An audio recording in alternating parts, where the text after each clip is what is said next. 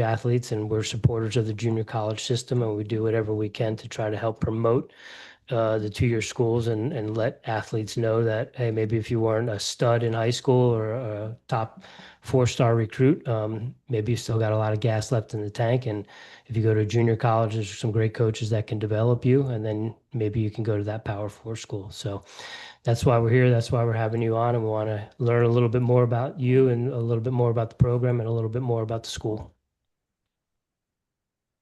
Awesome. Well, thanks for having me. Yeah. Awesome. Well, we're excited to get into it. Ladies and gentlemen, howdy and aloha. We are here, you are there, and we greatly appreciate you tuning in to another episode of Airey Bros Radio. Tonight, we're stepping back onto the Oval, and we're going belly to belly with Coach Wes Miller. He's the head coach at South Plains College. All right. And they are fresh off of winning the 2025 NJCAA Indoor and Outdoor National Championships. But before we get rolling, you all know the drill. Make sure you are subscribed. Give us a like over on YouTube. Drop a comment. Every view, review, and share helps grow the sport and give back to the sports we love. Follow us on Instagram, YouTube, Spotify, and Apple Podcasts. And as always, this episode is fueled by Black Sheep Endurance, high performance coaching, training, nutrition, and mindset for athletes looking to go the distance. And let's not forget, while we're here, as always, we're here to shine a light on the programs, coaches, and stories that deserve your ears. There's a path for every student athlete, and we're here to help light the way. Our guest tonight, as I mentioned, Coach Wes Miller. He's the 2025 NJCAA National Championship head coach. He was named the 2025 NJC National Indoor Coach of the Year. He's developed 250 plus All-Americans and helped South Plains College athletes earn $4 million in scholarships. 95 athletes have moved on to four-year schools, including 15 to Power 5 programs. We're talking Olympians, world medalists, and national champions with 18 plus years of coaching experience in NCAA, Division I, NAIA, and NJCAA. Coach Wes Miller, it is an honor and a pleasure to have you joining us this evening. We do greatly appreciate your time. Welcome to the show. Thanks. Thanks. Yeah. Great to be here. Yeah, we're excited to chat with you. And like I said, we're junior college athletes, so it holds a special place in our heart. Anytime we can help get the word out, spread the word that there's a lot of great programs and coaches and athletes doing what they do out there, we're here to do that. So before we get too far into it, anywhere you would like to send recruits, anywhere people can learn more about the program, follow the athletes, follow the athletic department. If you have any camps or clinics or anything coming up, the floor is yours. Yeah. I think kind of main ways to reach out if you're interested in the program. If you go to sbctexans.com, you can get to our recruiting questionnaire. If you want to get in touch with me directly on social media, that's at Sprint Jump Coach, at Sprint Jump Coach on Twitter, Instagram. You can send me a message, or even by email, wmiller@southplainscollege.edu. Awesome. We'll put all that stuff in the show notes for you as well. And Coach, the way we like to kick things off here, we all have our origin stories. Our fans have heard our stories numerous times, so we won't get into that. But we all have them, and we like to start off with that. So, how did you get into the sport of track and field, and how did that lead you into coaching? Yeah. So, I think like most track coaches, obviously had a passion for the sport as an athlete. And, when going through college, I started out actually a finance major and, you know, I thought all I wanted to do was make money, and with the degree. And um, after a year and a half, of wrestling, going, hey, I'm not really enjoying this. Um, had some influential people in my life uh, challenge me to switch majors and pursue the possibility of going into coaching. So switched undergrad to kinesiology and was fortunate to get connected with a graduate assistant program at a small D1 in Louisiana. So um, that was really the start of it, and just ended up in the right place at the right time with good mentors and a good opportunity at a smaller school to really get my hands into everything. Right, the GAs at smaller schools really wear a lot of hats. And so, just had a good opportunity to recruit, develop, and again, be mentored along the way, which really kind of shaped, I think, everything with who I am now as a coach. Okay. And you as a coach, you specialize in sprints, jumps, and hurdles. Was that your background as an athlete as well? So it wasn't. I was a distance runner, Okay. down through mid distance. Four Yeah. by four was about as low as I went. But that was more if I happened to be one of the faster guys, I was on the 4x4. But no, I was mid distance and cross country, and that transition was, I went in as a graduate assistant with the assumption that that's what I was going to help with, and they sat me down after I arrived, probably strategically, and said, "Hey, we need you to coach the jumpers. we don't we don't have anyone." It was a small group that they had at the time, and they said, "Hey, under our guidance, you're gonna coach our jumpers." And I was just, okay, whatever you need me to do, I'll do it. What was that experience like? I know for me as a distance runner as well, I've always coached distance runners. I dabbled a little bit in the sprints and the short sprints, but other than appreciating the beauty of the jumps, I've never really do dove in as a coach to kind of learn the mechanics. And that has that been a fun journey for you? No, it was. So, I did have maybe the thought that I would coach distance, but I went in um, just with the expectation to, I think, just learn to be an overall track coach. And so, I was really, really interested in all of it. I'd already done my level one school, and I had started the process of getting my CSCS already. And so I just saw it as an opportunity to uh, further learn the event. I had actually coached three, it was 4 years at the middle school level before, while I was in undergrad at a private school. I would just go in the early afternoons and go run a couple practices. And so I'd worked with jumpers, but by no means an expert, I guess. And so that was it was different though, right? But I was fortunate. I had a really good mentor by the name of Dean Johnson, and he coached a plethora of Olympians at Northwestern State, um, and developed them really well. Kenta Bell, Lamar Carter, just to name a couple that they competed in the I believe it was a 04, 08, or sorry, 2000, 2004, and 2008 Olympics. And so he was my mentor, and so it was fun. I went into it with kind of an unclouded judgment, right? So without my preconceived notions of what I thought it should be, um, I went into it with an open mind, and I think understanding that I have to learn it to be good at it.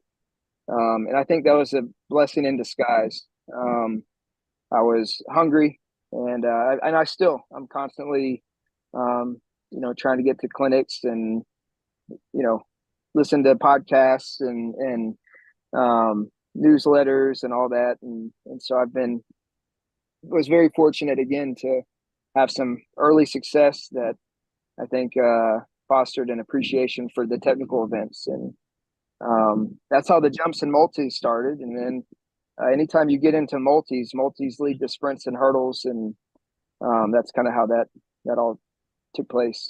Okay, fascinating. Coach, so like Rich said in the intro, South Plains just won their fifth title in a row, and this is your first year. You took over the program this year. Was there any reserve coming in, knowing what you had to kind of carry on? Um, yeah, I think I've never actually moved or transitioned mid-year, so kind of uncharted territory, right? I haven't moved a lot, but every time, it's been in the summer. So definitely, I mean, coming off an outdoor championship in 24, with a lot of key guys returning, yeah, there's definitely a weight of responsibility to do everything you can to keep the ship moving in the right direction, right? And help keep a tradition going. What made it easier for me was previously being at South Plains. I was there from 19 to 23, And several of the sophomores I actually recruited and signed. So Okay. there was some kind of instant relationship there with kids that I'd talked to all summer, and they had signed and before I departed. So that made it easy having some guys that already kind of bought into who I was and what South Plains was all about. So that was great. I had a couple kids transfer with me, which that kind of helped. And then no, but I mean, I've nothing but good experiences my whole time at SBC. So SBC has a tradition of success, and I'm fully I think bear that weight of keeping it going. So So you said you took the program over in the middle of the season, but you also said that you had been there before. You took a year off the program, year and a half off the program, and then you came back and you come back, you guys win indoor and you win outdoor. But we all know from watching sports documentaries, there's always a story behind the story. It might not look as smooth as you guys made it look. Was it pretty smooth, or were there some just, bumps and bruises as far as wear and tear on the athletes? I mean, I think from the outside it probably looks really smooth, right? And then I think the coach's job is trying to just kind of keep a calm, I guess, collected vision. And you want athletes to buy in, and you want them to know that, hey, there's a plan and there's a method to what we're doing. It was definitely a not having endured the preseason, right, the fall with the athletes. There's a lot of balancing between knowing where to push and what to do. I mean, because obviously January, right? We're still 5 months out from outdoor championships. So there's a balance between, identifying areas that we need to improve without pushing too much and jeopardizing the indoor championship, which is, indoor season's so short. So, I think I relied on, a lot of trying to build relationship with some of the athletes, and then trusting the assistant coach that was there, and the relationship that he had, from the previous year and a half. So fortunate to have a good staff and good kids, and we had some really good sophomore leadership, which is huge. So And talking about making it look smooth, I was going through the results today, and sometimes when it gets to the final meet of the year, the championship, maybe there's a few key events where people score points and they're able to score a lot of points, and that's what brings them home to the title. But correct me if I'm wrong. I think there's 21 events in the outdoor program, and you guys scored in 16 of them. sounds right. Yeah, Yeah, we that's only had a couple empty events. The hammer, the 5K, 10K, and 400 hurdles, I believe. That might have been our only. We might not have scored in the high jump either, so that might have been the 5 events there. yeah, very impressive, and that's it's a lot of athletes to manage. I know you focus on specific areas, but do you dabble in the 815 stuff? Are you excited for cross country season? I am, yeah, actually. So that was actually part of the transition, right? So when I was here the first time around, um, as an assistant, you coach what your head coach asks you to coach, right? So I coached all sprints, hurdles, relays, um, and mid distance my first time around. And so, 815, 4x8, DMR, all that I was in charge of.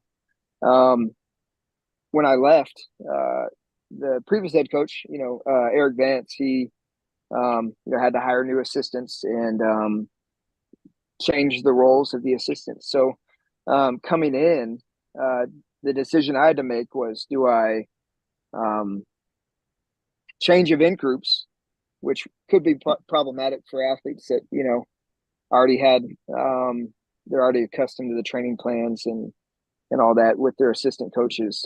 So what I did is I just absorbed, so to speak, the previous head coaches' event groups, which was very different from my first time around. That was multis, pole vault, hurdles, high jump, and then we were also we were an event group. We didn't have defined lines at event groups. We actually didn't share athletes. So if a person is a hurdler, but they also happen to long jump, then I coached them in the hurdles and the long jump. If they were a sprinter and a hurdler, then I coached them in both.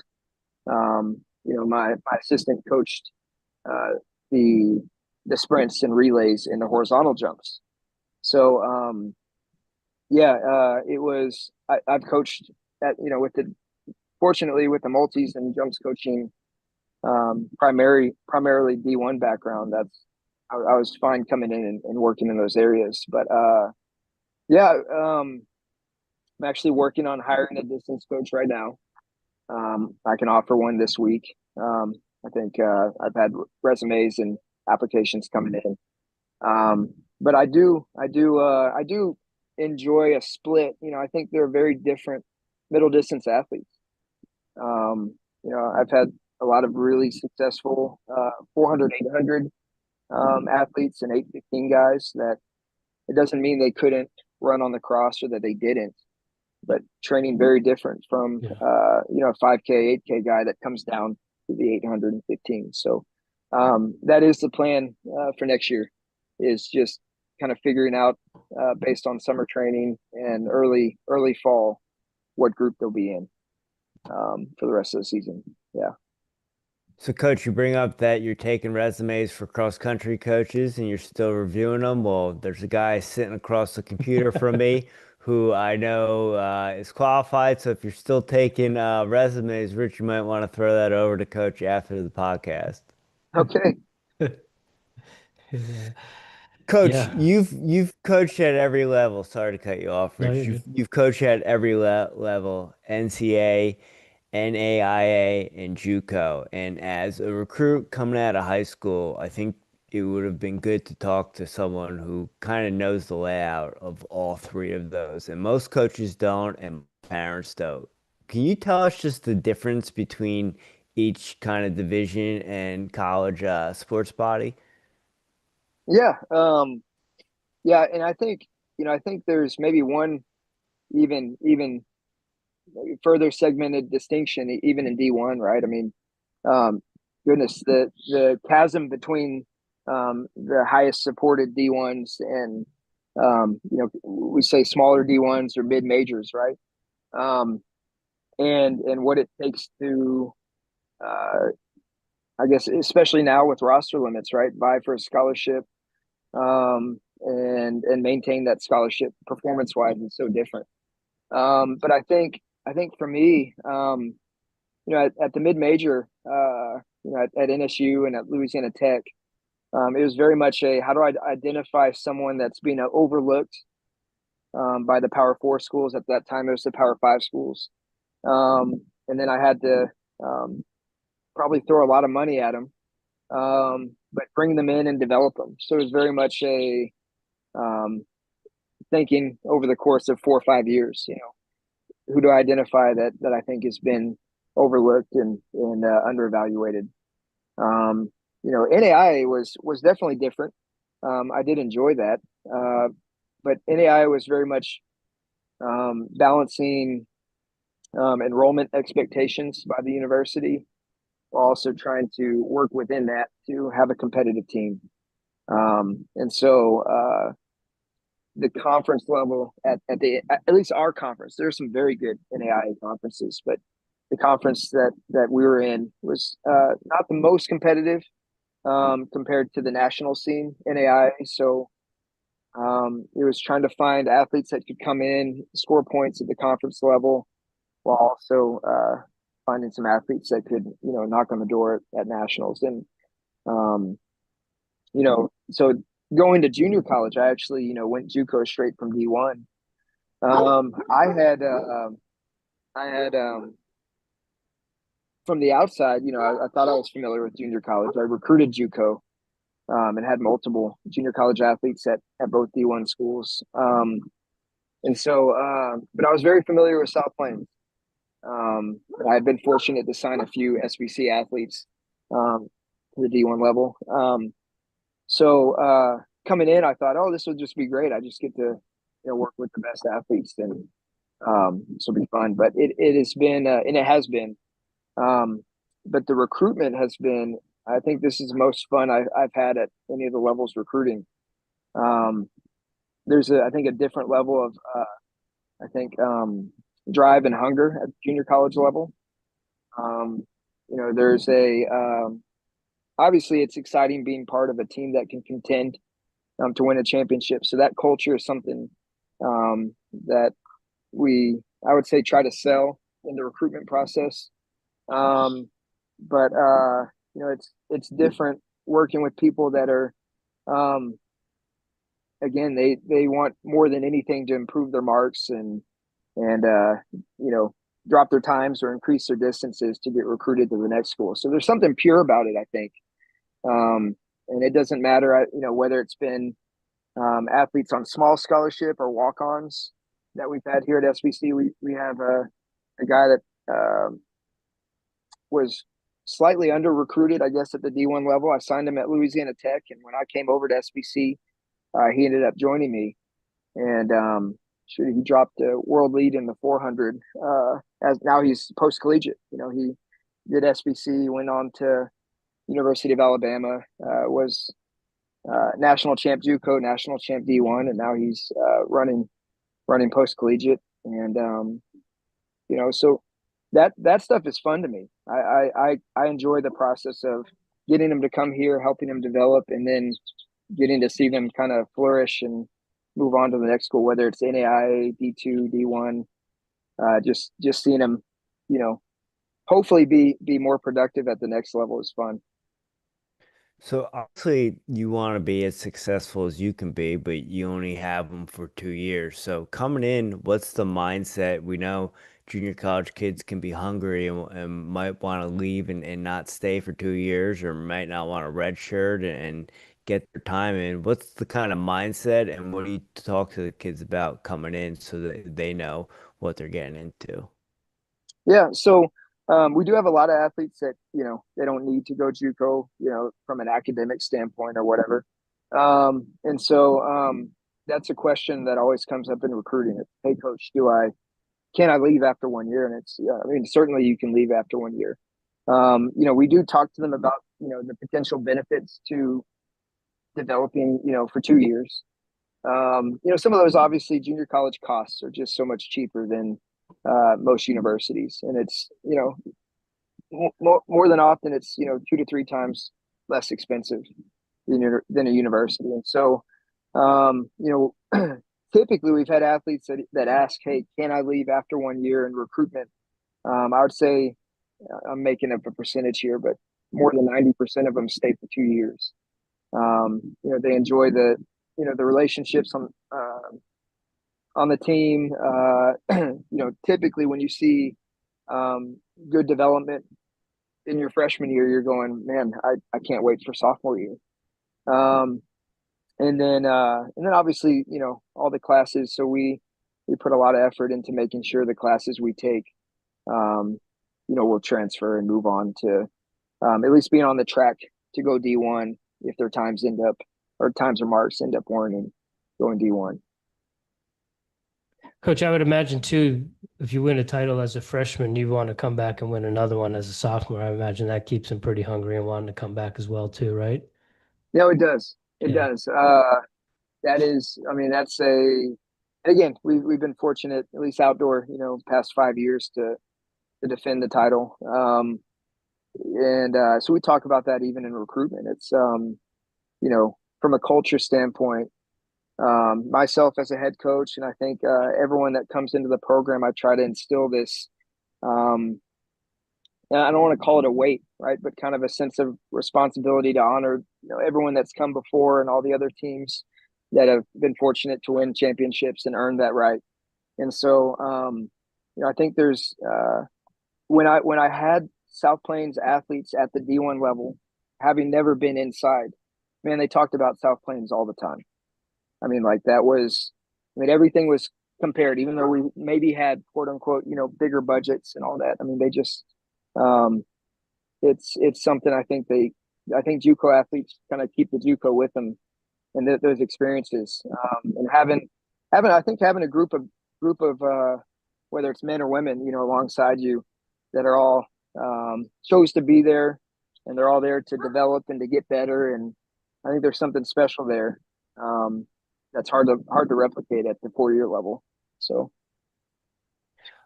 How many gentlemen do you have coming back, and how many are going on to compete at the next level? okay, let me try to give a count. Roughly. Yeah, I'll kind of give you a quick rundown, right? So we had two primarily 110 hurdlers. One is going to Auburn, one's going to Clemson. We had our best long jumper. He signed with Kansas State. Best multi signed with University of Houston, along with our best javelin thrower. Our he was the national champ in the shot and disc. He signed with Florida State. The young man that won the 100 and 200, he signed with University of Kentucky. We had a young man win the mile and the 1K indoor. He signed with University of Alabama, along with our best 400 runner. They're both going to Bama.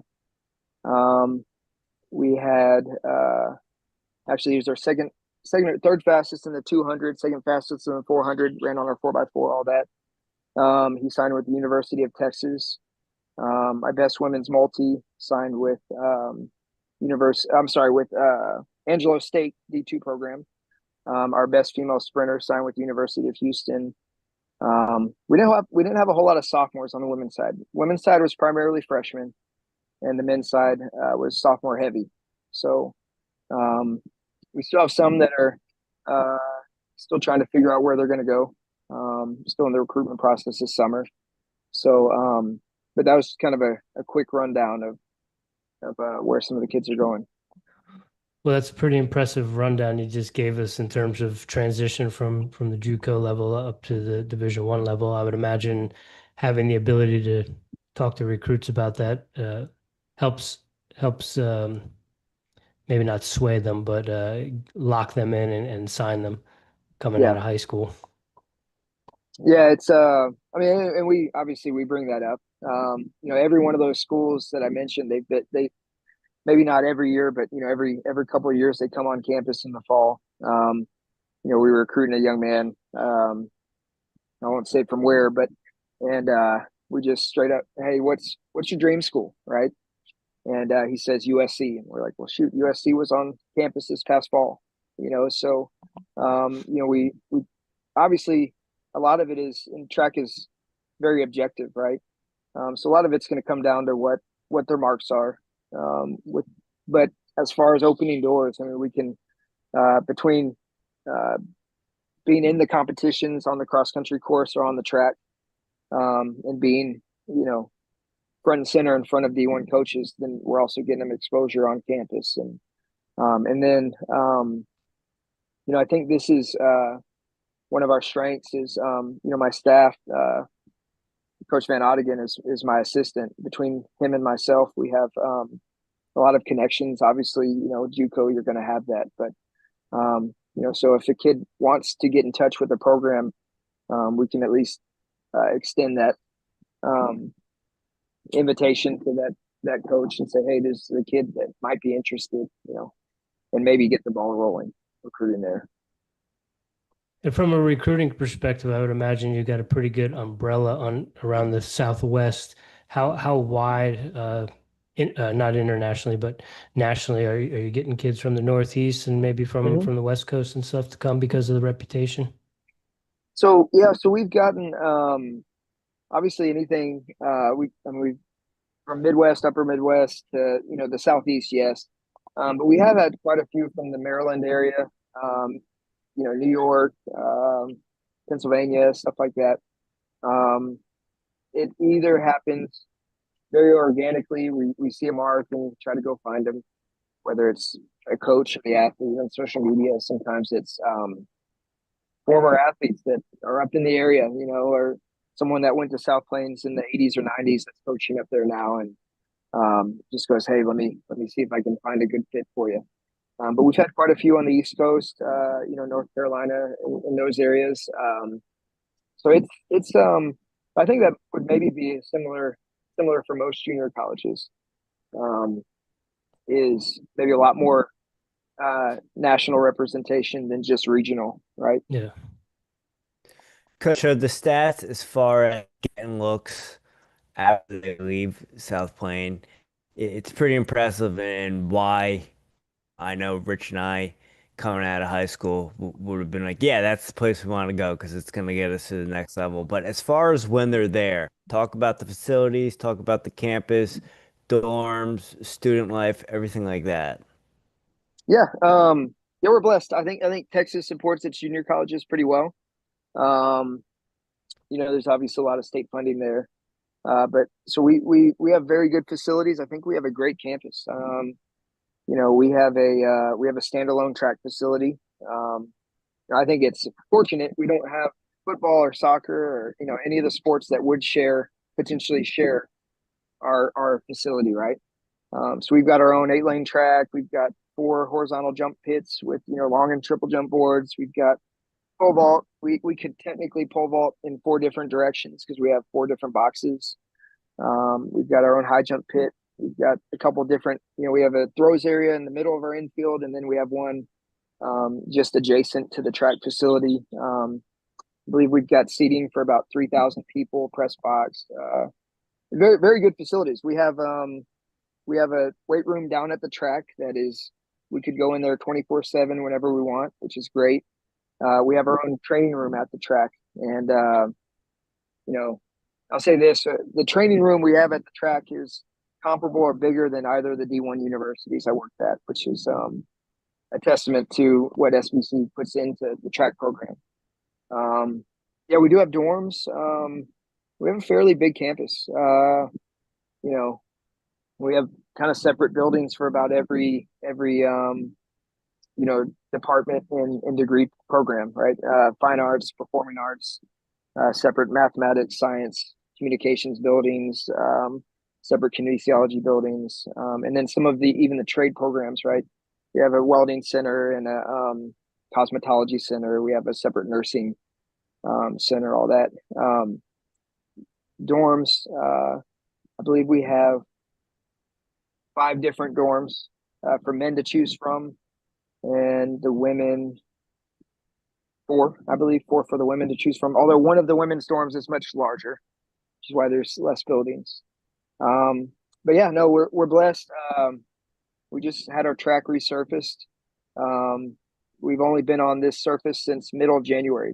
They finished striping it, I believe the 3rd week in January. So it was pretty awesome coming in to a brand new track. We got Bynum did the track.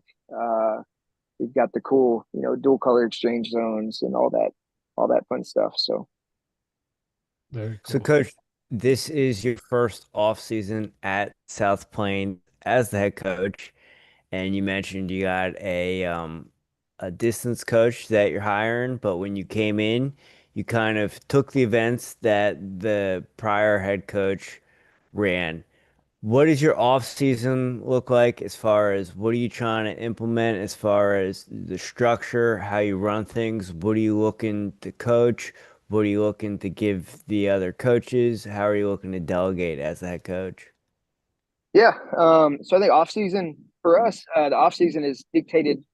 I mean, it's very different for some of the sophomores. We have a bunch of sophomores that will be competing at their country, international athletes that will be at their country's national championships this summer, and then potentially at Pan Am's and even beyond. We have multiple that we've gotten correspondence um, that are already in the selection pool for Pan American Championships this summer. So their training obviously very different. The ones that are staying, we'll continue to work it with. The ones that have gone home, it's a mix. Some have asked for training plans, and some will kind of go back and kind of train with either their previous coach in facilities that they were at. For incoming freshmen, I think the biggest thing that we want is it depends on the state, right? So some states have been done for almost almost a month, right? And some states just finished or just wrapping up. So the main thing I want to see in the summer, for the non-distance events, is we want to maintain maybe not the same sharpness that we had in season, but maintain general strength and fitness levels. Um, we don't want to be starting all over again. Taking 2 months sedentary in the summer and then have a miserable fall. So definitely want them to still be lifting if possible. Maybe doing some remedial low-level plyometrics. I think continuing to accelerate a couple times a week is great. For distance runners, obviously, with cross-country season coming up, this is the biggest part of their preparation. I've got a freshman coming in that runs, literally 15 miles a week. He's run 9:30 in the 3200. He's run 4:20 in the 1600, and it's like, we've got to, for his long-term development, obviously we've got to increase his ability to handle greater aerobic volumes, but without being detrimental, leading him to injury or being detrimental to his strengths as a runner. Where he's going to end up in his 2 years at South Plains versus 4 years from now, I don't know. If he's going to be an 8:15 guy or a 5K, 10K guy, I don't know yet. But obviously, ability-wise, he's in a good spot. He's from right up the road, hour and a half from us. But we have guys. We had a guy this past year that was running about 80 miles a week. So, and that's what he thrived on.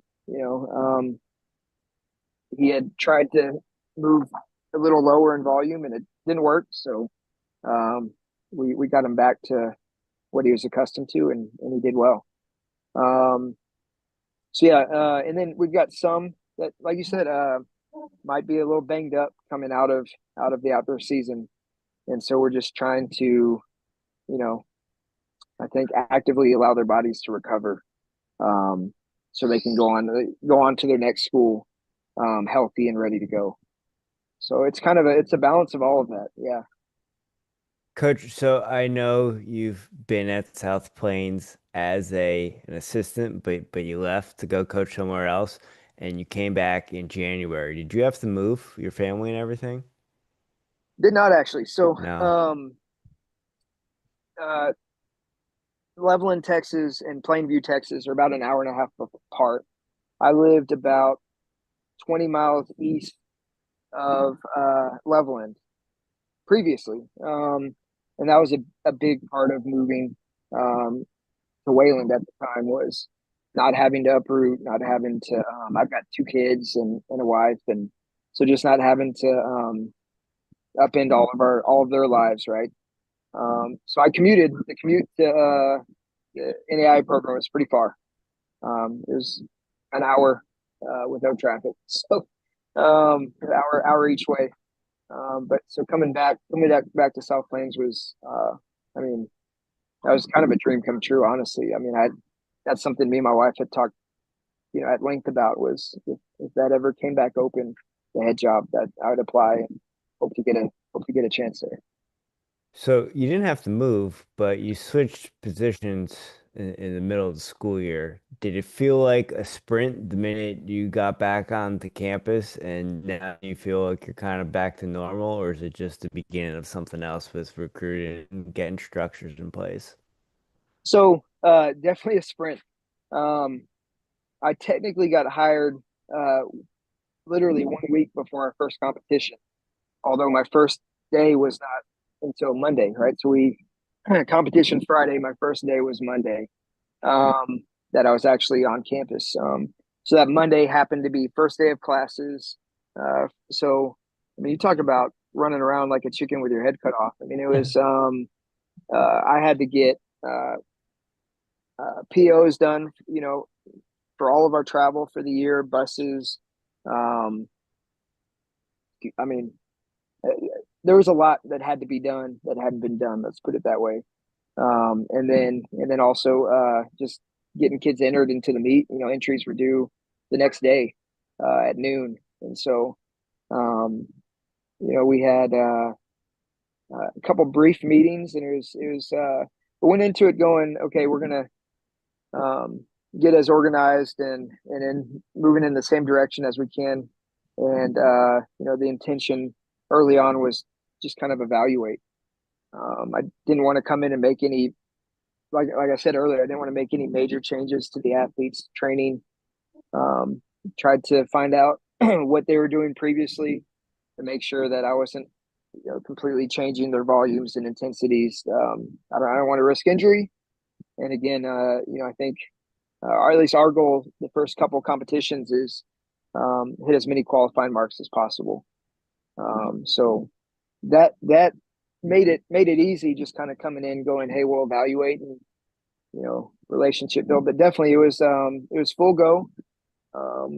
We didn't have any athletes signed when I got in. So recruitment was, one of the top priorities starting out. And that's still going right now. I just had a commitment actually about an hour ago.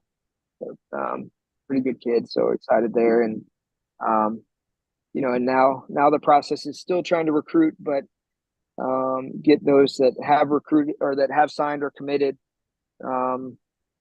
Getting all the paperwork and the checklist of items they've got to, so they can be here in the fall and have everything ready, dorms and physicals and their transcripts and meningitis shots and all that fun stuff. And then for the international students, it's embassy appointments and plane tickets and coordinating their arrival, all that. So yeah, it's not really a slow period. I had in recruitment, best case scenario, you're replacing half your team every year, and some years are more sophomore heavy versus the others. So like this year, I feel like I'm having to replace about 65-ish, 70% of the team. So in theory, this should be a time to relax, but really it's I finally get to now just go full steam into recruiting. So. Coach, switch gears just a little bit. I know a lot of times as junior college athletes, we're kind of looking at just checking the general ed kind of courses, getting our associate's degree so that we can go to the next level and then focus on a major. But are there academic things that South Plains is known for that people are coming there specifically for? So I would say we do have some really good programs. State of Texas does something really, and we have athletes, as I said earlier, going all over SEC, Big 12, all over the place. So certainly we can, some people come in and they just want to be in general studies early on, but we have every major you can think of, or as far as associate's degree goes, from business to sciences to maths. To anything in social work, social studies, anything like that.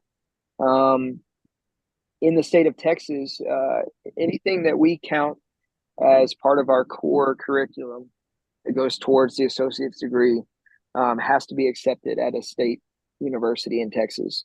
So that's good. Some of our now these aren't programs that necessarily lead to bachelor's degree. We have great nursing, we have great welding, we have great electrician stuff, we have great mechanic and diesel mechanic degrees. We do have, and again, these can go out of state, but we have very good pre-engineering, pre-veterinary, pre-med and stuff like that will go to in-state schools. So we'll have people, do pre-engineering and move on to Texas Tech or, somewhere else, or which Texas Tech is 30 minutes down the road from South Plains. So yeah, some good good associate's degrees that honestly can lead to making a lot of money. When you look at welding and mechanics and some of the trades, you make a lot of money with that. You mentioned Texas. Texas Tech is not too far away. Our former guest, Coach Zach Daniels, right up the road at West Texas A&M. Have you had any athletes go up that way at all? Yeah, yeah. Yeah. So we just had a girl finish up there. She was a 400 runner for us. Was part of the 2021 Women's National Championship, and went up there. And I don't know how many conference championships they win. Almost every indoor and outdoor conference championship, but did great for them up there. We've actually got one of our former athletes that is about to transfer there, which I'm excited. It's always exciting when athletes stay close enough that we're going to bump into them, on the weekends at their new schools. But yeah, we've had quite a few go up there. Um, I mean, goodness, they've just got such a well-rounded, good program. Yeah. Coach, are you a Texas native? I am, yeah. Okay. Did you grow up in this area where you're at right now? San Antonio, Okay. so Down south. South Central Yeah. Texas, but had family in East Texas, and so when we went out to Northwest Louisiana, it was close to a lot of family out there. So this is maybe me kind of completing my tour of Texas. I don't know. What do you like better?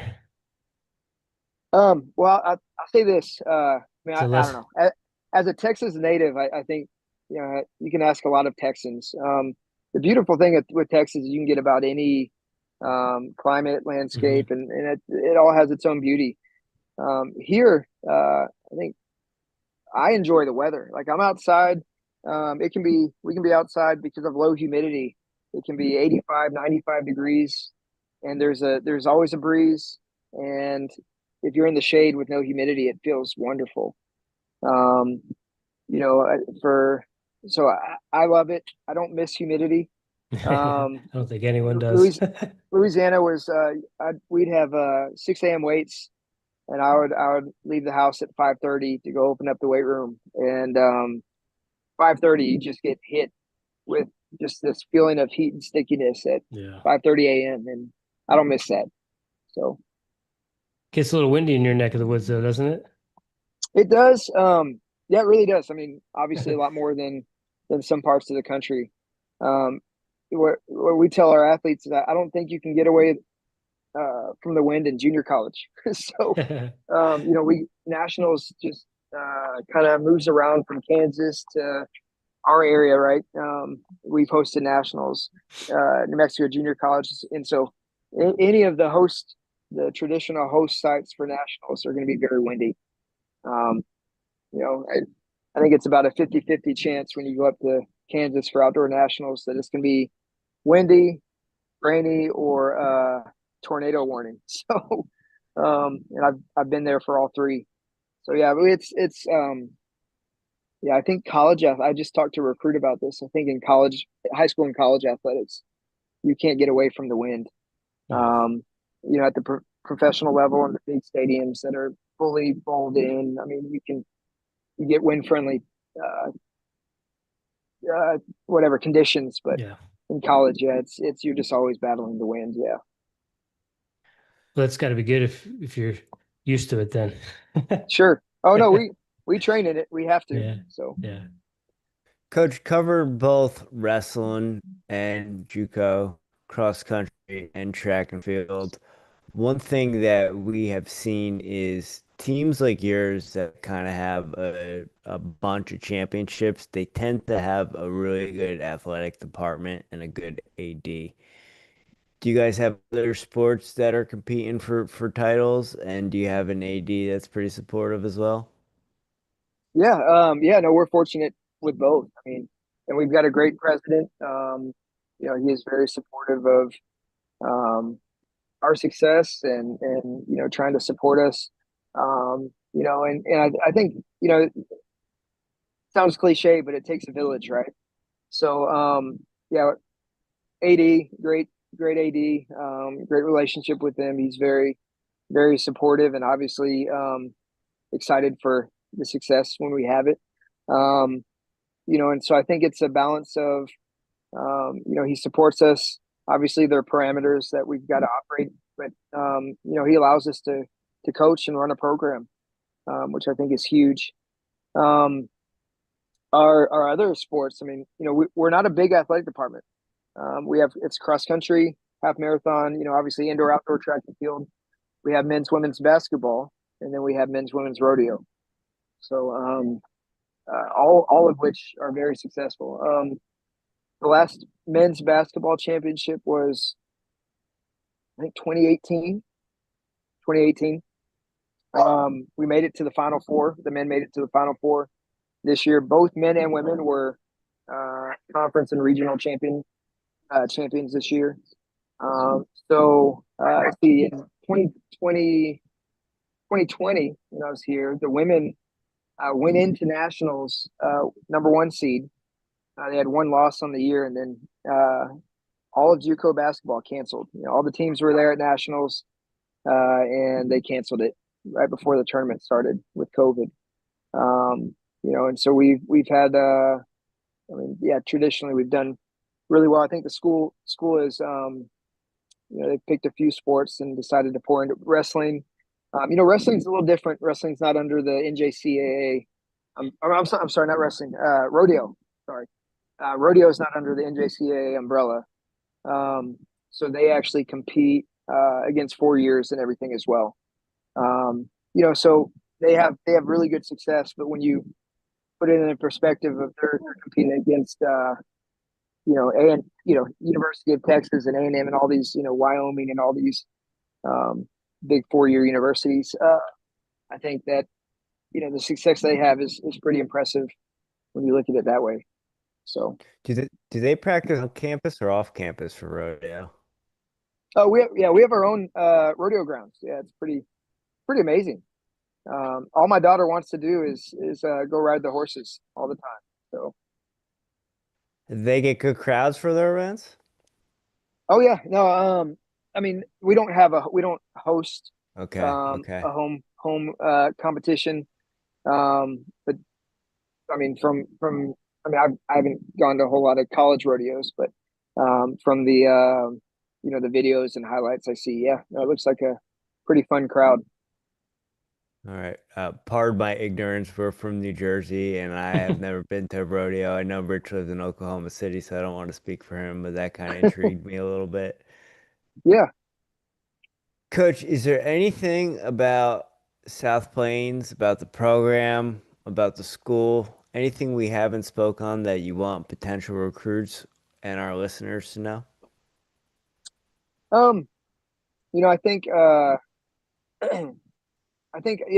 think sometimes in the recruiting process, and maybe you can maybe from other guests, maybe you can they've shared the same experiences. Um, I think there's an either or misconception sometimes about junior college, right? It's JUCO is only if you're not good enough, um, even potential wise, to go to a 4-year at any level, or that junior college is only if your grades are bad, and neither they both couldn't be further from the truth.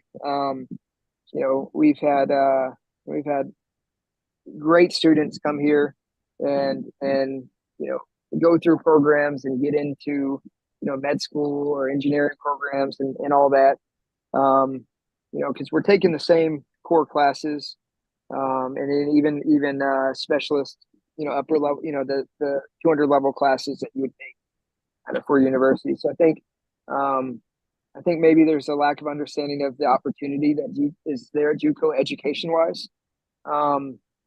We actually, a lot of our professors are former Texas Tech professors that have moved over. We pay our professors well, and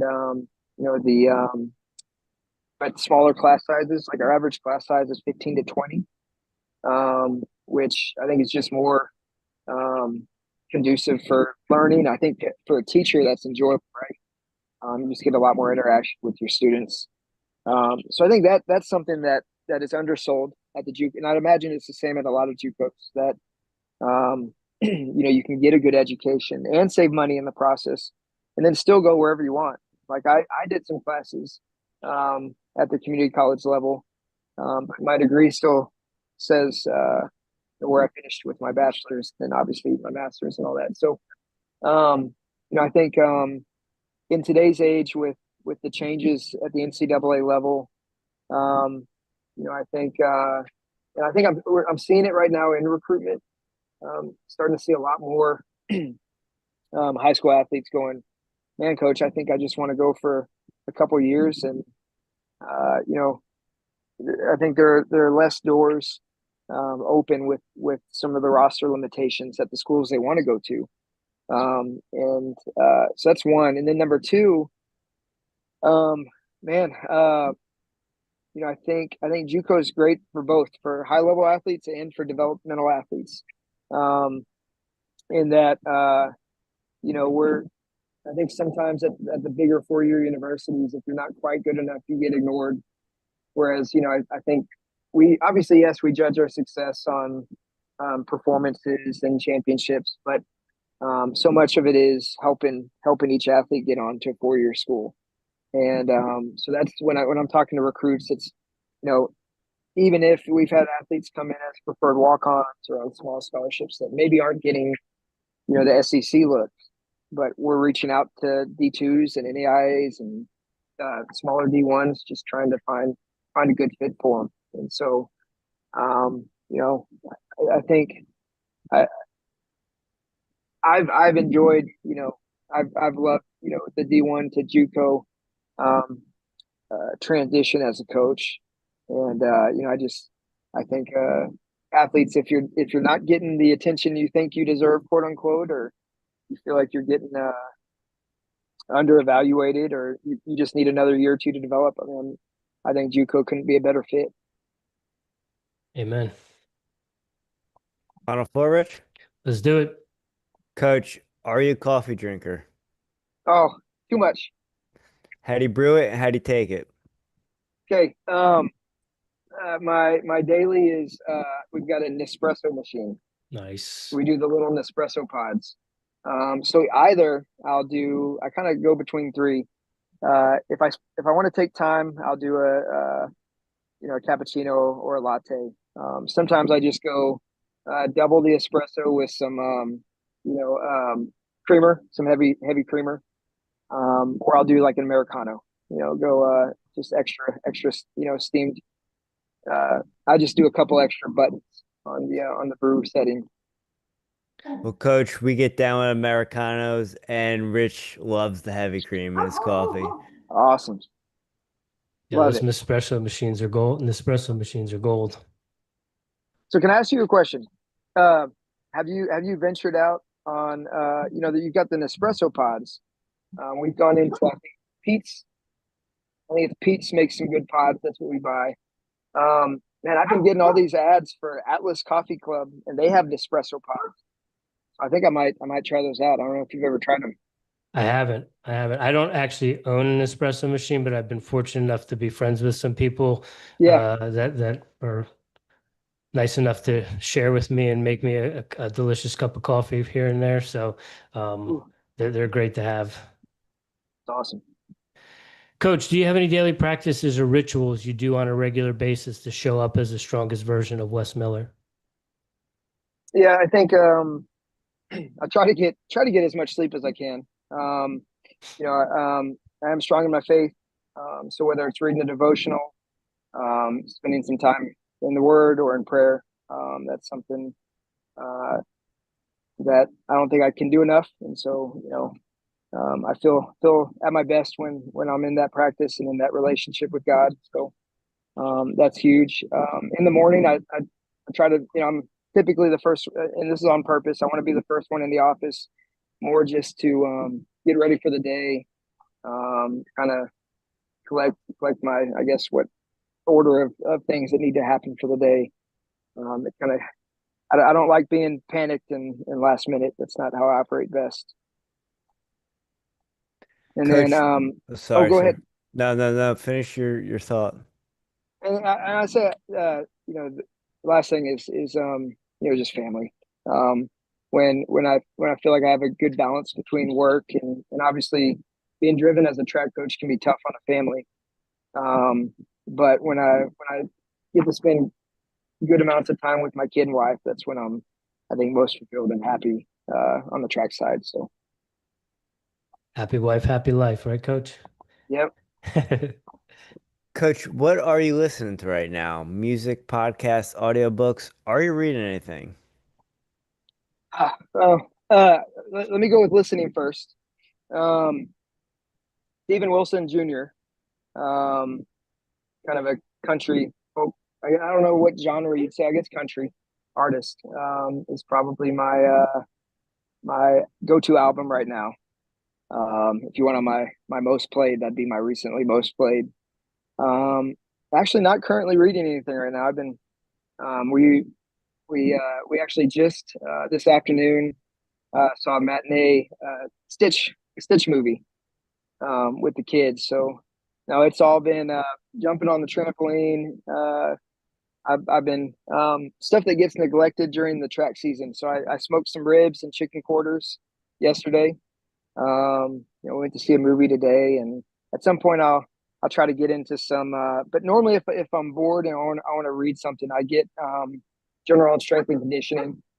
So I get the blue books that have all the research articles. That's kind of my guilty pleasure. How was the movie? It was good. Yeah. So I hate to admit, I never saw the animated version. I'd seen about every Disney movie, old one, all the originals, right? And I never saw Stitch, so I enjoyed the movie because I wasn't comparing it to anything. Okay. All right. Coach, last one to close it out. It's a lighthearted one. It could be anything. Maybe it's food, maybe it's a beverage. Maybe there's something out there in West Texas that we haven't heard about. Do you have a guilty pleasure? Ooh, if we're going food, it's pizza, and Okay. it's pan pizza. Okay. Give me some good pepperoni pan pizza. I could live off that. Okay. Yeah, you're All in the right. right place. We could, Yeah, for sure. if being from New Jersey, we've been known to crush some pizza for sure. Yeah, that's awesome. Yeah. I might have lived on it for a semester or two in college. Coach, Yeah, likewise. yeah, yeah. Yeah. Coach, thank you for your time this evening or this afternoon for you. Um, Thank you so much for taking time from your family to talk to the Airey Bros about South Plains. Congratulations on bringing home that fifth title, and we cannot wait to keep on following what you guys got going on. Awesome. Thanks for having me. Thanks for your time. Yeah, Coach, it was an honor, a pleasure chatting with you, getting to know you, learning more about the program and the school, and we'll be adding a South Plains banner to our wall of teams that we support come championship season. And we look forward to seeing more success from y'all in the future. So best of luck. Enjoy your summer with what you can. I know you got a lot of recruiting and some things to do, but enjoy the family time. Thank your wife and kids for allowing you the opportunity to come chat with us, and we'll be rooting for you. Appreciate it. Thanks, guys. All right, ladies and gentlemen, that's Coach Wes Miller from South Plains College. That is it for us this week. We hope you have a great rest of your week and enjoy your weekend. We will be back next week with some special events. We're going to do a roundtable to recap the Division II championships on Monday, and then we'll be with the Division III coaches that will be joining us to recap the Division III championships on Tuesday. So enjoy your weekend, and we'll see you.